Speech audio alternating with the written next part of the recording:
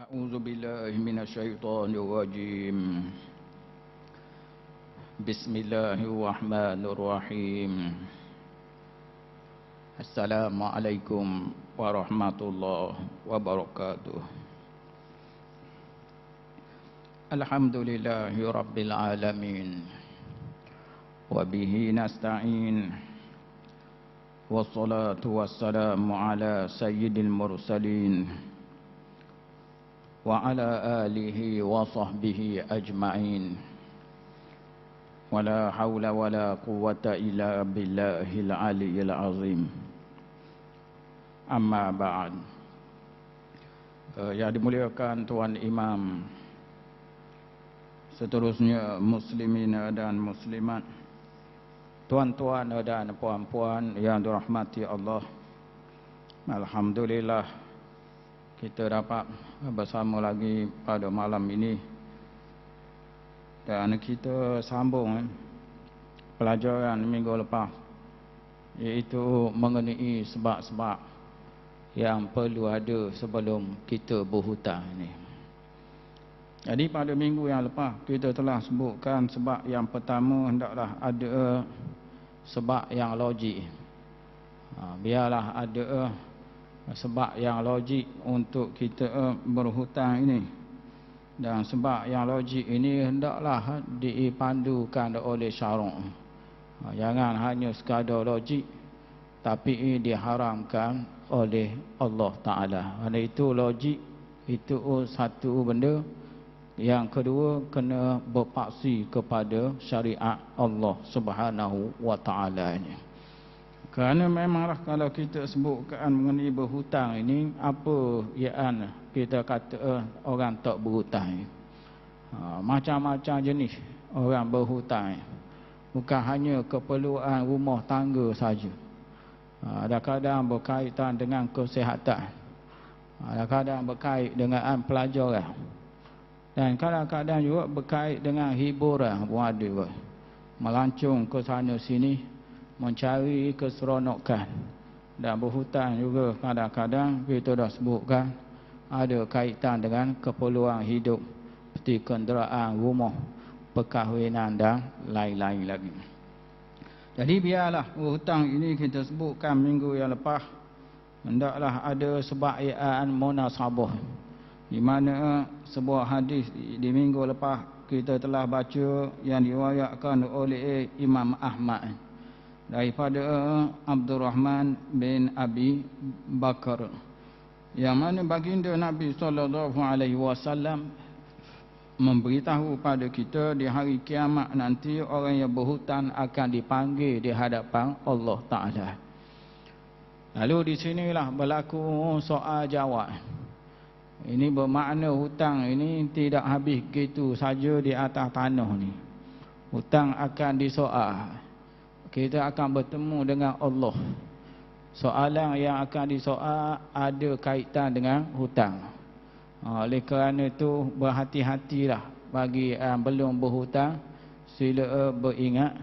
Bagi yang dah berhutang, bersedialah dengan jawapan, kerana ini antara yang akan berlaku di hari kiamat. Kita akan dipanggil di hadapan Allah, lalu disoal di hadapan Allah Ta'ala. Lalu ditanya, ya bena Adam, fima akhadta hadzal dain, wahai manusia, apa sebab kamu buat hutang ini? Itulah soalannya, bersiap sedialah. Siapa-siapa yang berhutang ni bersiap sedialah dengan jawapan ni, kerana inilah soalan yang akan ditanya di hadapan Allah. Lalu dikatakan kepada orang yang berada di hadapan Allah, wa fima dayya'ta huquqan nas, untuk apa kamu belanjakan hak orang ramai, kamu habiskan hak orang ramai itu, untuk apakah sebenarnya? Jadi daripada hadis yang mana minggu lepas kita melihat bahawa Allah Ta'ala akan memberikan bantuan kepada orang yang berhutang kerana 3 sebab. Itu yang telah kita baca minggu lepas. Kita ulang sikit malam ni. Mandang perkara ni perkara berat. Perkara ni perkara sensitif. Boleh katakan setiap orang ada hutang berlaku. Boleh katakan dalam sejik kita, di luar sejik, kalau kita tanya ada hutang. Boleh katakan semua terlibat dengan hutang. Tak kira makmum, tak kira tok imam, berhutang berlaku. Tak kira lah rakyat, tak kira pemimpin, tak kira cikgu, tak kira anak muridnya, tak kira bos, tak kira pensyarah, tak kira pelajar, tak kira pekerja, buruh dan lain-lain lagi. Suri rumah yang tak bekerja pun turut sama terlibat dengan hutang ni. Jadi disebutkan pada minggu yang lepas dalam hadis tersebut, bagaimana Allah Subhanahu wa taala membantu, menyokong dan membantu, memberi bantuan kepada orang yang berhutang kerana 3 sebab alasan yang diberikan oleh orang yang ditanya di hadapan Allah.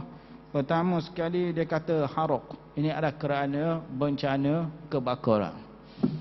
Jadi dia ini terlibat kepada bencana. Dia orang yang berhutang kerana ditimpa bencana. Ini orang yang ada sebab yang munasabah. Bencana di sini tak kira lah, bukan hanya kebakaran saja hak habis harta ni. Banjir pun habis harta juga. Gempa bumi, tak pun lagi ribut taupan, habis harta juga. Rumah habis atap melayang tak tahu ke mana. Tu juga kenderaan boleh jadi punah. Inilah yang mana sebab pertama ini dia adalah unsur yang kita kata datang melalui bencana. Yang ini sebab ini dia bolehlah berhutang ini. Ini sebab yang munasabah, layak mendapat bantuan. Orang yang terlibat dengan bencana ni, tak kira lah apa saja. Tempat kita ni biasanya banjir lah. Biasa banjir, kebakaran ni bergantunglah pada kes-kes yang tertentu. Biasa banjir lah. Tiap tahun biasa ada yang terlibat dengan banjir. Jadi bolehlah dia nak berhutang. Bila mari musim banjir zaman dulu makin teruk. Musim banjir zaman dulu hutang berah, dia kata. Hutang berah, nak makan tak ada. Musim banjir, ikan kering, sipang untuk makan dengan makanan yang sedia ada, kira ubi kayu, air kopi dan macam-macam lah. Zaman dulu payuhnya hidup hutang berah. Zaman dulu hutang berah. Mana hutang tak kira lah. Boleh sepuk pun tak apa. Sepuk pun tak apa dah. Makna sepuk ni sikit benar lah. Maknanya dalam keadaan susah, barang-barang pada masa itu payah nak dapat. Dikira makan pun berhutang zaman itu. Itulah kalau kita tengok dalam kehidupan yang lepas, memang kita ni lebih kurang dengan zaman Nabi SAW. Orang tak ada makanan. Orang tak ada makanan. Hari ni makanan banyak, lebih hari ni. Maknanya dia mari dalam bentuk ujian yang lain pula. Di dulu kita pernah kekurangan makanan. Itu yang terjadi dulu di awal-awal kita merdeka dulu, dan juga awal-awal pembentukan negara Malaysia ini memang masih berlaku kes-kes yang kurang makanan. Ini nak khabar bahawa apabila dah maju, bila negara dah ke depan, timbul masalah lain pula. Nebak makanan kurang dengar dah. Jarang-jarang dah kalau masuk surat khabar main tak boleh makan ni ramah lalu mari ke depan untuk memberi bantuan. Ini nak khabar bahawa kes pelik kalau tak boleh makan di negara kita ni pada hari ini, tuan-tuan. Jadi yang pertama sekali yang layak mendapat bantuan daripada Allah Ta'ala ialah kerana kebakaran. Jadi kebakaran mewakili kepada bencana lah. Yang kedua adalah sarak, iaitu kecurian. Ini dia mewakili perbuatan kenanya orang. Orang kenanya ke kita, menyebabkan kita jadi miskin, jatuh jadi papa, harta dicuri, harta hilang. Ini yang kedua, iaitu melalui zalim manusia, menyebabkan kita jadi miskin. Hak gini pun kita boleh berhutang juga. Ini gini boleh berhutang. Bila ditipu oleh orang, dicuri oleh orang, menyebabkan kita ni sentiasa menjadi mangsa. Ini boleh berhutang. Betul zaman dulu ketek barang orang ni mari dalam betul malam-malam khabar naik perabung, buka atak masuk dalam rumah orang. Itu jenis bahasa ketek orang zaman dulu. Itu jenis bahasa orang kata cara manual. Cara manual iaitu dengan mencuri waktu malam. Itu biasa. Hari ni tak kira siang malam, skamer semua. Tak kira siang malam. Duduk cari mana-mana mangsa yang dikira lemah. Tak boleh nak mikir. Ugut dengan polis sikit, sudah lalu dah. Khabar kereta polis dalam perjalanan nak pergi ambil, sudah lalu kita. Orang tak rajin jumpa polis ni, susah lalu. Yang mari kata orang minta pindah piti. Orang minta kata laluan password, kita beri password. Dan moga polis dalam perjalanan nak mari ambil dah. Orang baik dah, sejak pada beranak sampai tu tak pernah pergi ke balas. Gitu yang diketok lalu dah. Orang ugut sikit kau habis akaun nyawi belaka.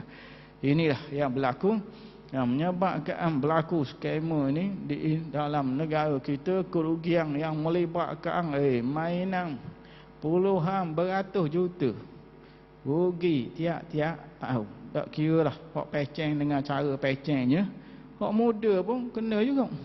Dengan cara yang ligak, kita kata licik. Orang kerja lebih orang, memang hari-hari ngaji semua taktik tu. Kita ni tak ajar lebih orang, yang jadi mangsa sama kita ni. Ini yang kita kata awal. Learning ketek barang orang dok melalui kerabat rumah dok dah. Ada dah jenis kerabat tu payah nak cari dah. Tu makna payah. Ada bukan tak ada. Di kampung-kampung masalah melibatkan dadah dan lain, tu kerabat juga. Tapi banyak mari kok luar. Orang hak kita tak kenal. Mari melalui sistem yang kita kata pada hari ini, yang memberi dunia tanpa sepadan. Maknanya hari ini dengan internet, dengan kemajuan yang ada, hak ketek mari dalam bentuk yang pelik pula. Pada hari ini adalah benda yang kita kata, kalau lah ditipu, dicuri, maka dia berhak untuk meminta hutang. Ini sebab yang kedua, iaitu unsur luar yang mana menipu dia dan mengambil harta dia.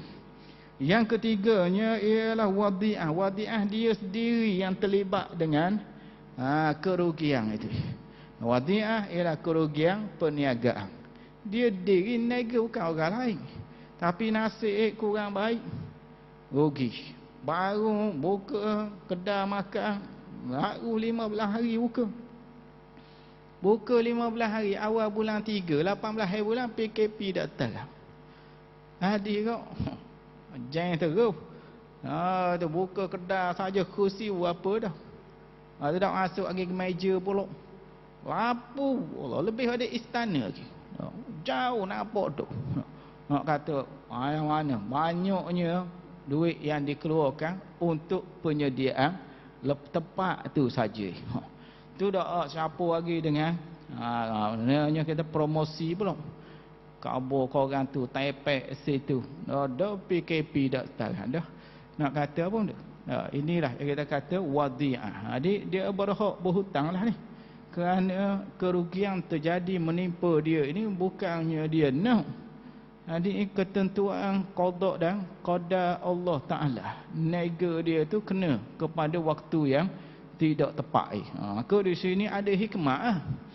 Kita tak boleh marah Allah Ta'ala. Kita kena cari hikmah. Barulah reda hati kita ni. Rupanya ada hikmah di sebalik kerugian tadi. Tu hikmah ni nak kena cari ni. Tu orang dia sendirilah cari. Apa benda hikmah dia di sebalik kerugian yang berlaku tadi. Dia nak kawal inilah kita sebagai hamba.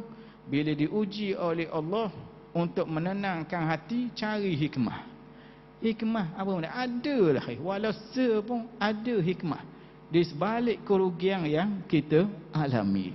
Adalah, makna walau satu je. Carilah. Walaupun kita kata, payah nak cari hikmat apa benda. Rugi gini ada hikmat bodoh. Dia kata tak. Mu cakap derah mu tak nampak. Tu. Hikmah dia ada lah di situ kan. Maknanya boleh jadi harta itu kalau tak masuk dalam perniagaan, boleh jadi kita lain. Boleh jadi habis tak lain. Itu. Ada kerja yang maksiat, kerja tak ada faedah, orang panggil habis sia-sia, boleh jadi harta tu kita tak nampak. Itu tak nampak kepada rugi tu kok. Tak ada hikmah apa benda gini rugi gini kau nyusuh aku. Tak ada hikmah, langsung cari hikmah ni orang bodoh. Tu cakap panggil tu, cakap orang panggil tidak terbuka dia dengan qada dan qadar Allah. Tak ada cek lah apa dia ni rugi. Ada sebab, dan di sebalik kerugian itu ada hikmah yang baik untuk dia. Jadi mengingatkan dia pas ke kiamat, bila-bila nak nega kena ada pengalaman, nak kena tahu juga apa hang nak jadi. Boleh jadi itu contoh kita kata adanya hikmah di sebalik kerugian. Ada 3 benda malam ni yang mana kita boleh belajar. Orang yang nak berhutang, cek 3 tadi. Pertama, dengan sebab berlaku bencana. Yang kedua, unsur pengkhianatan manusia. Yang ketiga, kerugian yang terjadi dia akibat nasib malang kita. Mungkin ini yang kita kata 3 sebab ini yang menjadi sebab untuk kita berhutang tadi.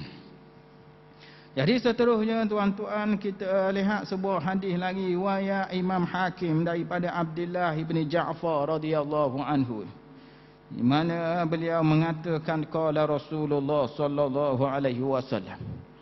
Itu sabda Rasulullah sallallahu alaihi wasallam, innallaha ma'ad da'in hatta yaqdiya dainahu ma lam yakun fi ma yakrahuhu Allah. Hadis ini riwayat Al-Imam Al-Hakim, yang mana hadis ini adalah hadis yang sahih, iaitu daripada Abdullah bin Ja'far radhiyallahu anhu.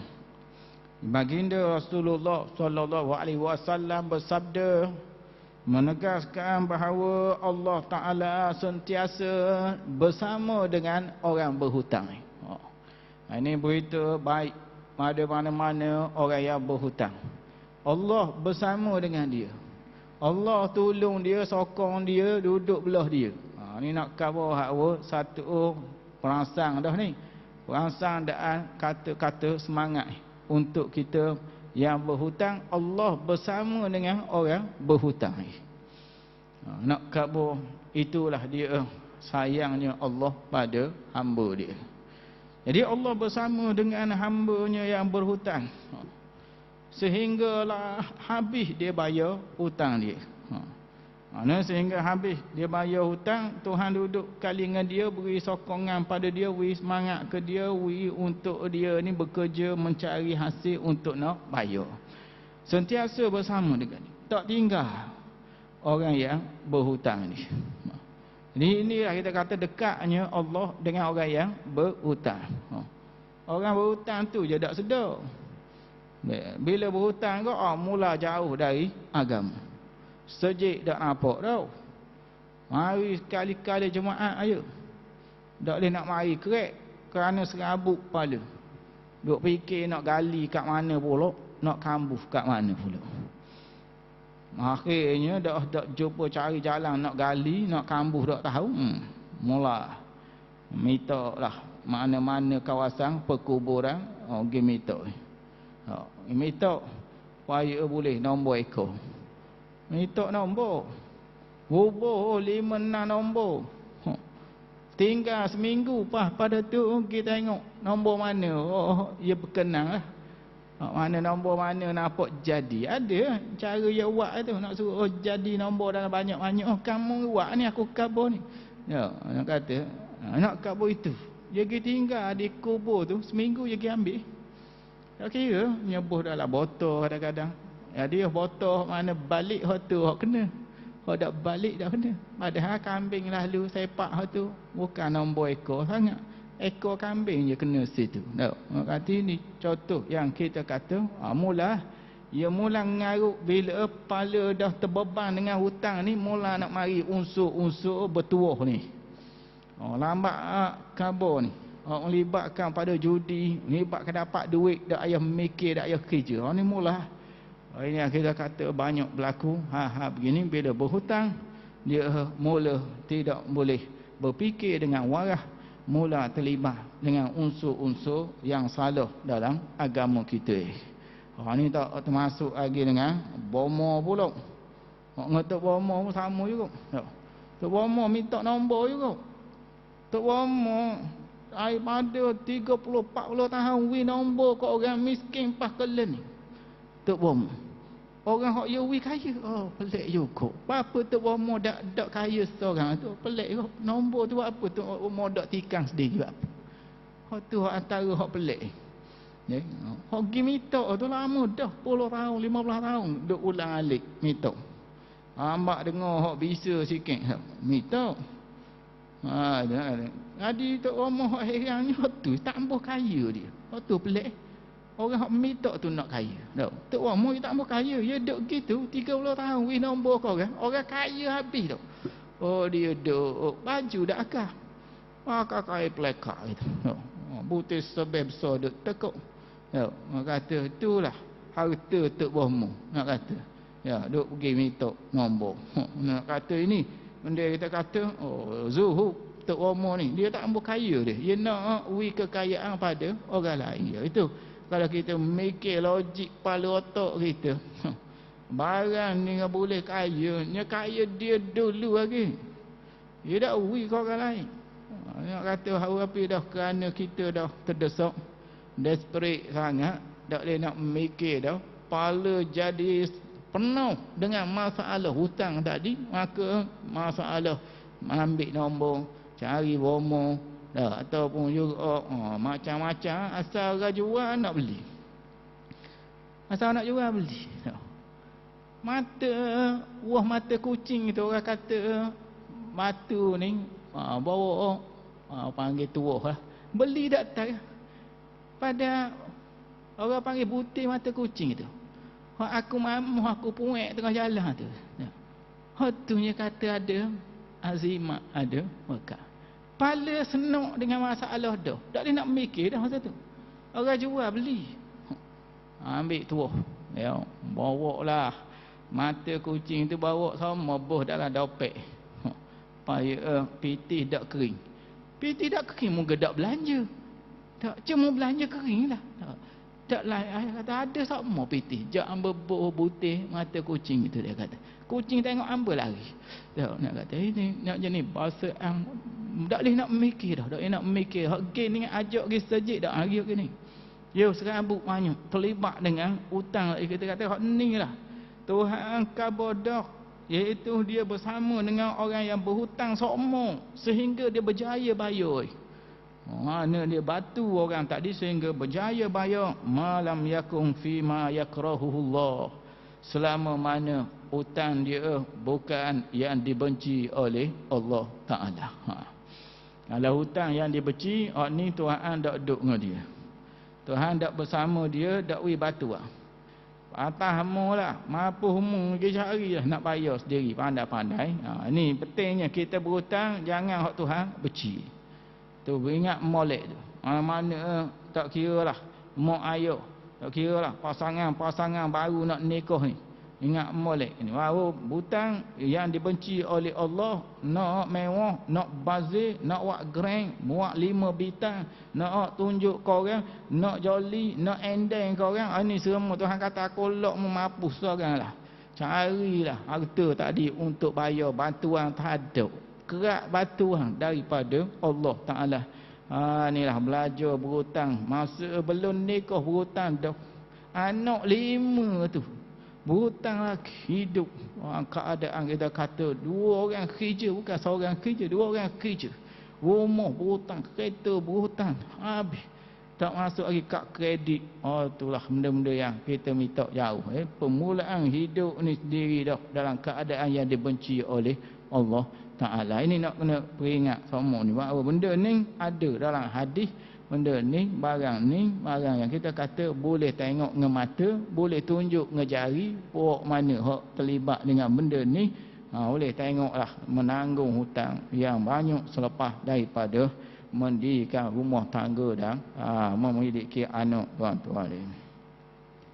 Jadi daripada sini fahamlah kita ini bahawa pembaziraan dan juga melampau ini adalah salah. Itu kita jangan buat di luar kadar kita. Itu jangan duk tebak nak tunjuk kita hebat, nak kita, nak angin tunjuk kau orang, jangan duk gong kita ni. Apa yang kita ada setakat tu. Orang tak boleh nak marah kita. Apa nak marah kita? Nak marah atas asam dia. Allah, mai buat asyik ayang je. Orang ni ke asyik ayang je marah. Dia nak asyik minyak. Siapa dia? Siapa dia untuk nak ajar kita buat makanan hak dia suka? Mun nak hak suka makan kedai restoran lah. Ni nak khabar kena faham ni benda ni. Yang kita menghina, ada rasa tidak sedap dalam hati kita. Mai dalam hati nak makan ada kadar. Itulah setengah-setengahnya gitu. Mana kita kata jangan berlaku benda gini, kita berlagak ikut kadar kemampuan kita. Hak tu, hak asahnya. Tak kiralah kenderaan, tak kiralah pakaian, tak kiralah jamuan keraian, tak kiralah rumah dan lain-lain kelengkapan. Buatlah ikut apa yang kita mampu. Jadi setengah di kalangan kita ni berhutang, dia bukan untuk yang dibenarkan, dia berhutang untuk membazir ni. Ni kita kata hak ni orang hak Tuhan tak tolong ni. Berhutang untuk membazir. Benda yang kita kata tak perlu kepada berhutang ni. Membazir tak saja. Motor Harley Davidson saja 200,000.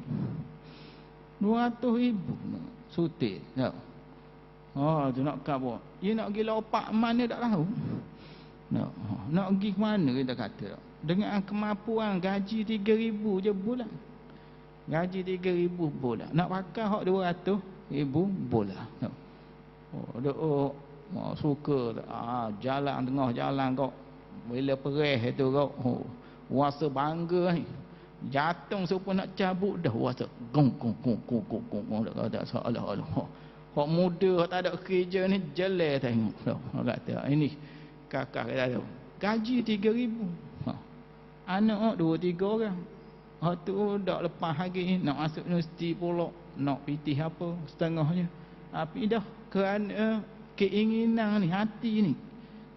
Keinginan hati rasa muda balik semula naik Harley Davidson. Mana piau kena cabut, tak boleh pakai piau atas tu. Jadi nampak tua lah lu pakai piau. Ya, tak jadi pakai topi Jepun. Baru jadi hak gitu. Nak kata ini kakak yang kita kata setengahnya beli barang tak kena dengan gaji tu. Gaji tak apa kena. Tidak apa kena dengan gaji setengah. Itu bukan kemampuan. Bukan kita makruh. Ada orang larang. Beli lah nak beli apa tapi kemampuan. Ini kita kata beli barang yang membazir berhutang. Masuk koperasi tu, masuk koperasi ni. Koperasi tu boleh hutang 20,000, waktu boleh 20 pula. Waktu boleh 20. 3-4 koperasi masuk. Koperasi saja main 60,000 dah. Kemudian pula pinjam dengan bank pula atau hari tula. Jadi bank pun tengok tak ada lagi sejarah hutang. Padahal 3 bank yang masuk hari tula masuk dah. Kawan tu nak detect warna hari tula, kamu you hutang ke? Tak ada ke? Kamu ada you hutang. Padahal pai ada depan tu. Nak kata ini jadi masa ligat orang panggil. Inilah keadaan yang kita kata hak gini Tuhan tak tolong. Ni kerana dia ni membazir dan ini melampau dia tanpa ada sebab yang munasabah. Kemudian orang begini kita sedia maklumlah mereka ini tidak langsung memberi perhatian kepada larangan hadis tadi. Hadis yang kita cover tu bagi dia waktu zaman Nabi dulu. Waktu hadiah lah. Kita hari ni kemudahan ada. Zaman Nabi bank mana ada, dia kata. Kita zaman ni kemudahan ada kan kita kan. Boleh bayar, dia kata, insya-Allah. Macam-macam. Jadi inilah yang kita kata dosa membazir tadi. Sentiasa membesar dia. Kerana apa? Kerana ditambah dengan hutang pula yang tidak tepat tadi. Dalam membazir itu dosa. Akhirnya hutang pula yang dia buat tu jadi dosa. Ini nak kena beri perhatian supaya jangan kita terlibat dengan kes-kes sebegini. Sebegitu juga tuan-tuan yang kita nak beritahu pada malam ini, hendaklah ada niat yang betul bila berhutang. Kena ada pasal niat molek dalam hati ini. Niat yang memang betul sungguh. Tak ada rasa nak main-main. Iaitu orang yang berhutang mesti ada keazaman yang kukuh dia. Yang mana ianya berhutang dalam keadaan dia memang nak bayar. Tu kalau tak ada buah ni gelak gambar. Tak ada dalam hati nak bayar. Memang dari awal lagi berhutang tu tak ada hati nak bayar, gelak gambar lalu. Dia orang hok nak bayar ni nampak jelas bahawa dalam hati dia memang bukan nak barang orang. Hanya sekadar nak pinjam sekejap, nak hutang sekejap, lepas tu nak balik pula. Itu biasanya orang yang benar ni. Jadi mana-mana orang yang berhutang sedangkan dalam hati dia tak ada telitah langsung nak bayar, orang begini mendedahkan diri dia kepada kemurkaan Allah Ta'ala. Biar kita faham lalu dah malam ni. Mana-mana orang berhutang dalam hati tak ada rasa nak bayar, jawapannya begini mendedahkan kemarahan Allah Ta'ala. Dan hal ini disebut oleh Imam Bukhari sendiri. Melalui hadis Abi Hurairah radhiyallahu taala anhu daripada Nabi sallallahu alaihi wasallam yang bersabda, "Man akhadha amwalan nas yuridu adaaha addallahu anhu, wa man akhadha yuridu islafaha atlafahu Allah." Pia-pia ambil harta orang dengan niat memang nak bayar, orang begini Tuhan tolong bayar untuk dia. Maka kita ni hutang nak nega sungguh, nak ubah di kita, keluarga kita. Supaya hidup bukan nak mewah tinggal sangat, tapi bolehlah dak gantung ke orang, dak duduk bawah telunjuk orang. Jadi berhutang dia ini niatnya memanglah pada boleh kok nak balik-balik lah. Orang-orang yang sebegini, memanglah dia kata orang begini, orang yang mana Tuhan tolong bayar kepadanya. Ni penting hak gini. Ni kadang-kadang orang suruh cari puak dia. Skin tekung ke apa? Pinjaman tekung. Kena cari 5 orang ke apa? Dulu lagi dalam 5 orang tu nak lari dulu lagi. Kamu bayar. Skin tekung. Akhir mampu sekung. Nak kata skin tekung ni nak kena jaga molek. Kalau dulu skin ikhtiar. Skin ikhtiar tak bayar. Skin tekung mampu tekung. Itu nak kata bahawa tak jadi sama jadi. Dah kerana dari dulu kita ada dah niat nak bayar tu tak ada. Niat memang nak boleh tu kok sudah. Habis gitu. Saing tu jugalah yang menanggung. Boh dia lah. Jadi ketua tu. Ya ada ketua kan. Kalau lari kena atas bahu dia ada seorang. Ada seorang tu. Jadi bagai kepala dia. Ada orang lain lari kena atas dia. Tu juga lah berhepah pula. Tak cukup dengan kau pisang pula jual cendol pula. Tak ada dengan cendol pula. Hari pula boleh goreng. Kakak mendapat hak boleh goreng habis kerana nak bayar. Benda yang kita kata memang niat nak bayar dulu kita ada. Tu yang menyebabkan lari yang akhirnya menyebabkan jadi tinggal tak boleh nak lari jadi. Ini kakak yang kita kata malam ni Allah Ta'ala dia akan tolong bayar orang yang memang betul niat, betul benar dalam hati dia nak bayar. Tu akan tolong dia ke mana? Dia akan tolong ke mana tu ada lah. Dengan cara dia sendirilah. Nega ke, dengan batu lain-lain lagi mari pula. Ada pula orang nak apa lagi. tepohan. Macam-macam je. Tak mestinya amat albat saja. Pergi ke gua kau jumpa jin duduk harta gitu. Memang ada ruang-ruang dia tadi. Yang beri dia. Macam-macam kita tak nampak. Tak nampak setengah-setengah mula dengan bisnes kecil, akhir tempohan mari. Dengan dunia hari ni macam-macam orang yang kata memang rezeki ni Allah Ta'ala dah set belaka dah pada setiap orang tadi. Kemudian wa man akhadha yuridu itlafa pia-pia ha ambil memang dari awal lagi nak munah nak mampu orang. Dari awal lagi dia kata ni peluang boleh lari aku lari ni. Ambil dah borang ada orang borang ambil boleh lari kita lari. Mana-mana orang yang ambil dia nak membinasakan hak orang ramai, harta orang ramai, hak begini Tuhan mampu dia. Tuhan binasakan dia. Jagalah. Kita hari ni gembira bersorak kerana dapat lari daripada hutang orang tak bayar. Lari duk ganu lari ke mama. Mama tak padang pun lari pula Sungai Ulok. Rangai Ulok semua. Duk nak nipu korang. Mari pula kuatan. Mari pula pakai kita kata memang lepas. Orang tak jumpa cari dah. Ambil pitih orang. Kata nak buat umrah, nak buat apa. Hari lesak.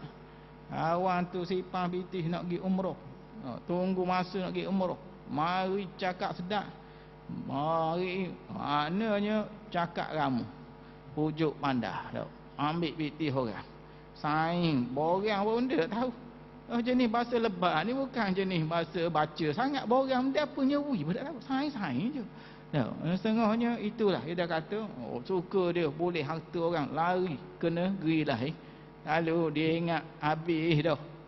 Fail lama tutup dah. Tuhan kata aku akan binasakan orang begini. Ni boleh tengok. Barang ni tak perlu tunggu ke hari akhirat. Kerana itu pandangan ulama dalam masalah ini mereka mengatakan bahawa binasa yang berlaku ini di dunia ni lagi. Mu tengoklah kehidupan dia senang ke tak orang kita. Hak jenis lebong orang hak tipu orang ni, hak ni basaan dak bayar hutang orang ni, ambil pitih orang awak lari ni, mu tengoklah kehidupan dia di akhir dia. Cuba tengok. Berjaya ke tidak? Cuba kabur nama seorang. Hak jadi kaya 10 top 10 ke apa benda. Hak jenis bahasa berhutang tak bayar dengan orang tu. Cuma kabur nama apa benda. Maknanya nasib dia tetap malang. Kok mana dia nak pergi, dia akan jadi gelap. Kerana Tuhan dah janji dah ni. Atlafahullah, Tuhan akan binasakan dia, punah ke dia, mampu dia, hidup menjadi payah. Ada pandangan yang lemah mengatakan hak ni di akhirat berlaku. Hak kuat kata di dunia ni. Dah boleh tengok, dah berlaku dah orang yang memang tidak ada niat dari awal untuk membayar hutang orang.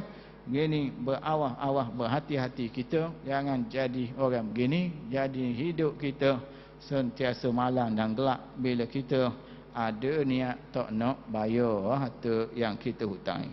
Padahal dah situ malam ni. Sekadar itu minggu depan pula kita tengok lagi macam mana orang-orang yang mana berhutang ini ada sebab-sebab yang perlu dia tengok sebelum dia membuat hutang tadi. Itu saja. Wa sallallahu ala sayyidina Muhammad wa ala alihi wa sahbihi wa sallam. Wassalamualaikum warahmatullahi wabarakatuh.